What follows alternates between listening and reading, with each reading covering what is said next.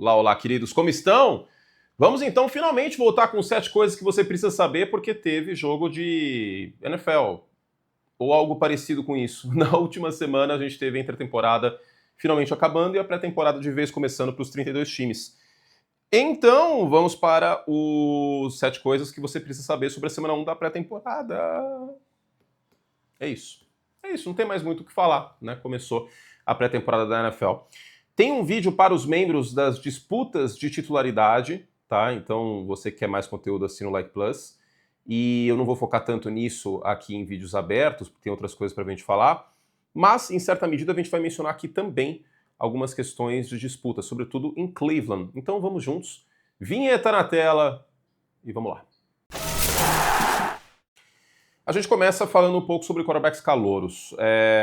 Eu acho que existe muita emocionada em relação a quarterback calouro, sobretudo os calouros, jogando na pré-temporada, porque é muito nítido. Isso aconteceu com todos eles, tá? Não é em relação a 1, 2 ou 3. Talvez um pouco menos com Mendoza, mas sobretudo com o Ty Simpson e com o Drew Waller.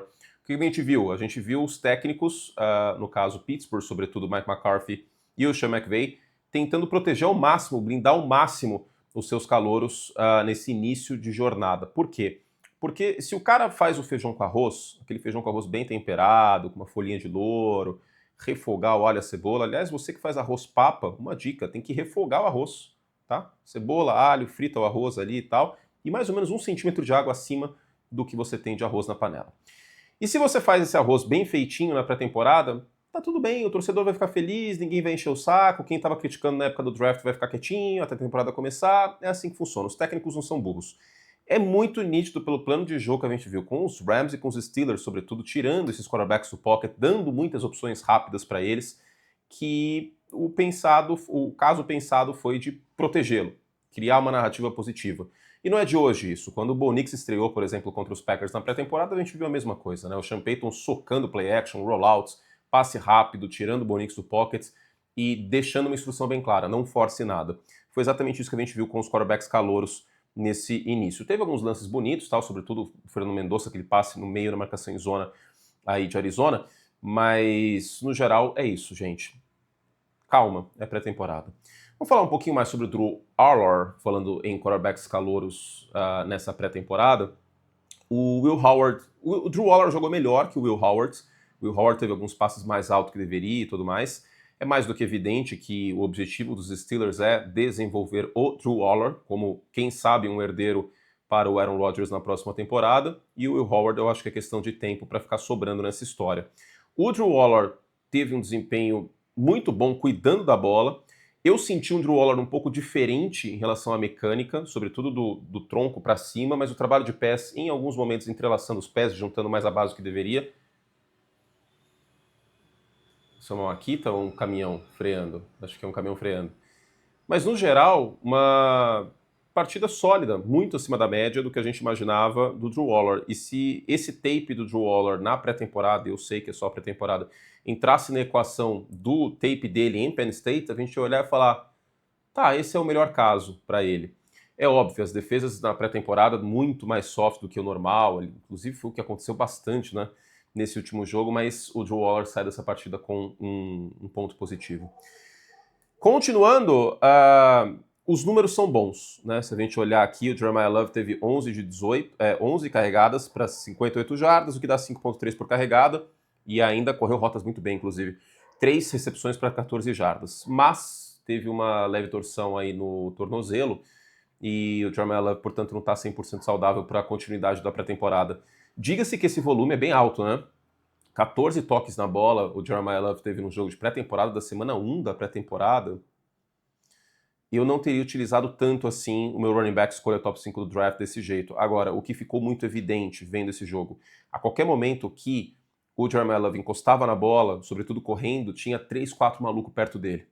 Então é muito óbvio que as defesas adversárias, e eu sei que isso é uma tendência da pré-temporada, não necessariamente vai acontecer na temporada regular, mas para mim é muito óbvio que essa tendência sim vai se repetir.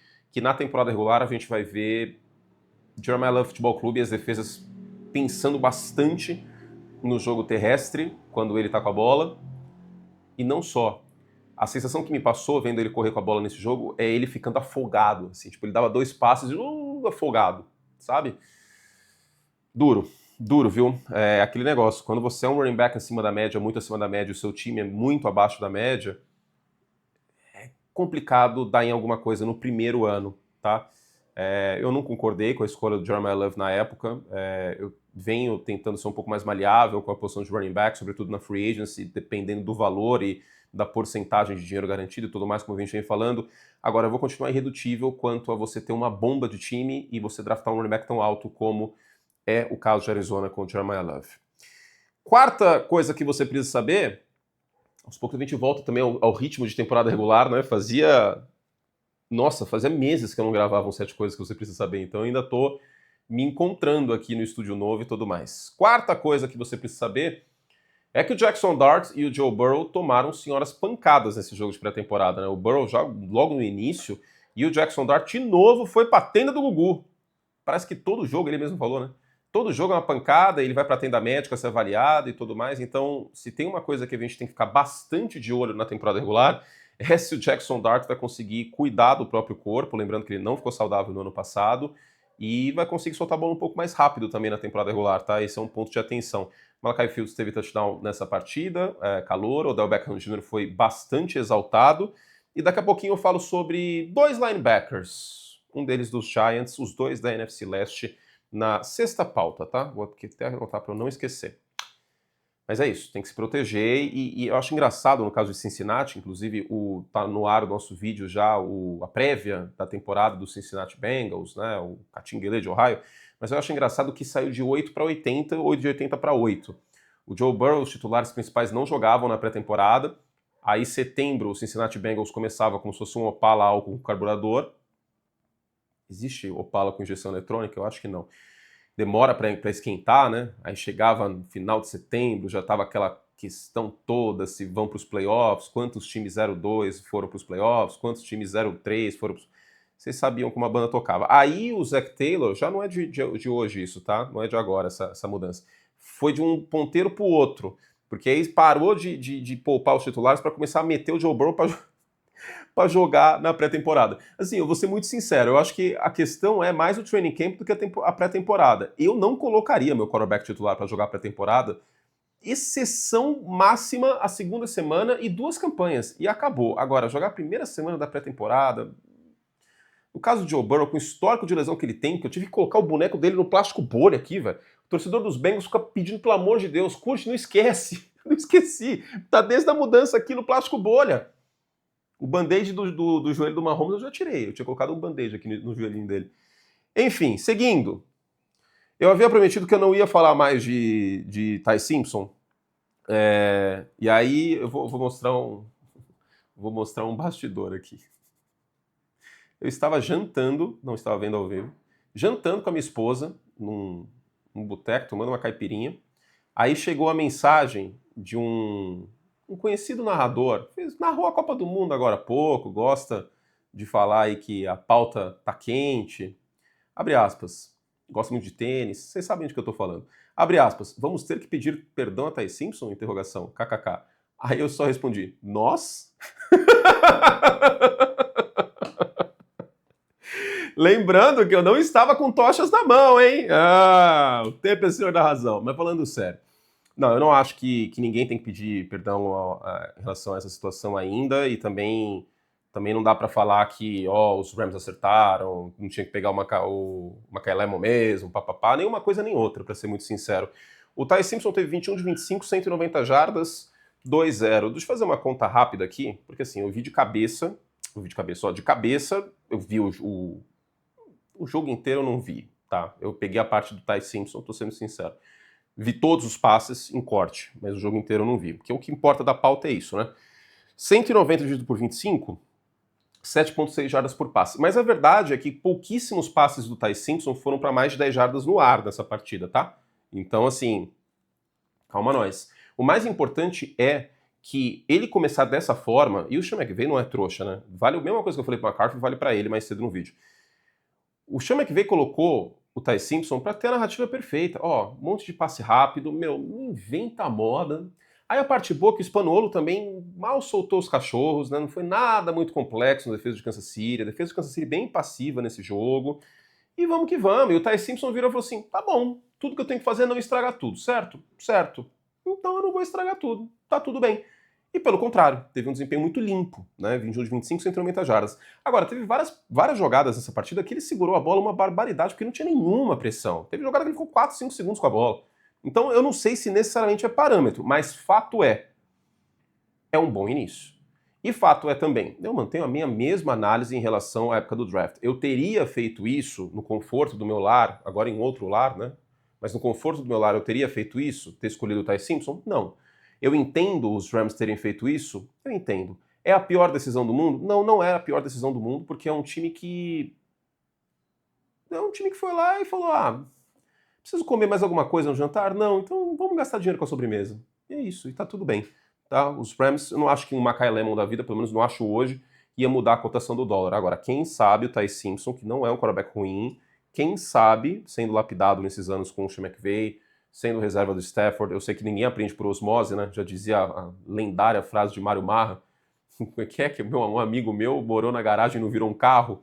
Não é por osmose, mas mesmo assim, eu acho que dá para sair desse jogo com uma questão positiva para o Ty Simpson. Sexta coisa que você precisa saber, vamos falar de dois linebackers aqui, sim, linebackers. O Sonny Styles não fez uma boa estreia pelo Washington Commanders, algumas jogadas ficou bem preso em bloqueios, tal, confesso que fiquei um pouquinho preocupado. Agora, principalmente sobre o Trevor Reese, achei bem interessante o posicionamento do Trevor Reese. Por quê?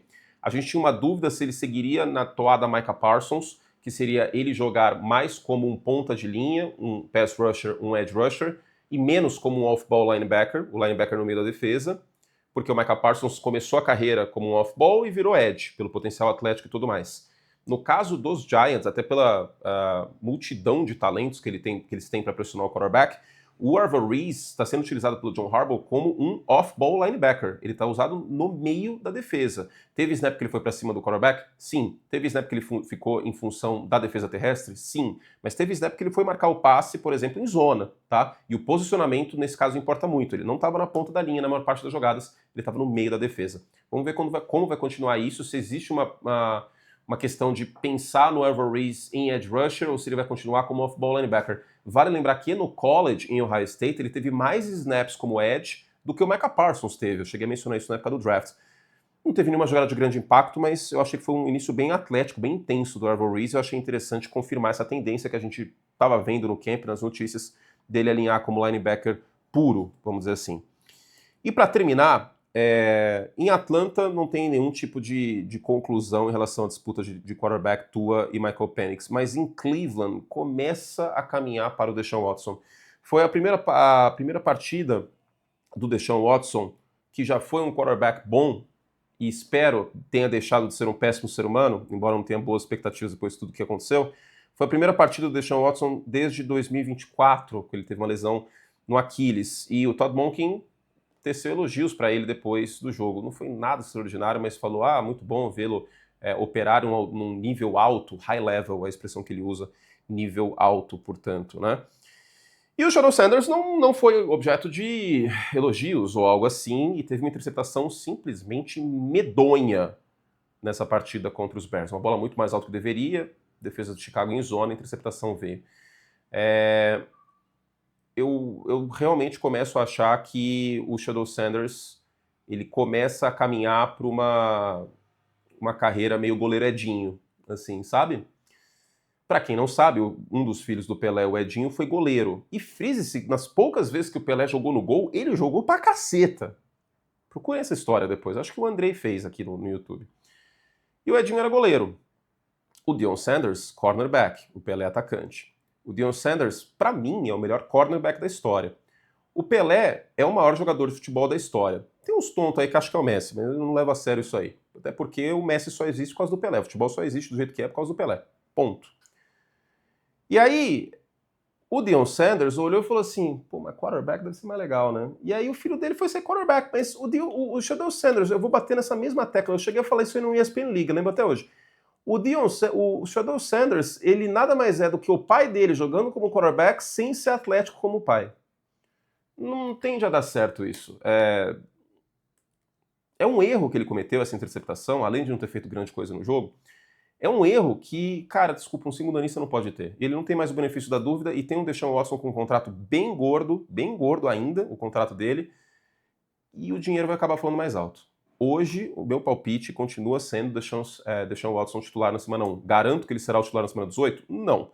Mas na semana 1 caminha para ser isso. Casey Concepcion fez uma boa partida por Cleveland, também vale lembrar. Tem muito vídeo para os membros, tá? Tá aparecendo aqui do lado alguns vídeos para vocês assistirem. Tem a prévia do Buffalo Bills, que estreou seu novo estádio aí, entre pontos positivos e negativos. O gramado ruim, alguns pontos ruins de visão, mas o estádio é muito bonito, a atmosfera parece bem interessante, o telão é um pouco pequeno também, mas eu achei que eu vi várias fotos no Twitter de vários torcedores com um ângulo de visão fantástico no novo Highmark Stadium. Né, eu cheguei a elogiar o estádio semana passada e depois saíram as notícias do campo de visão de alguns assentos que estavam meio coberto, né? Aí fica meio complicado.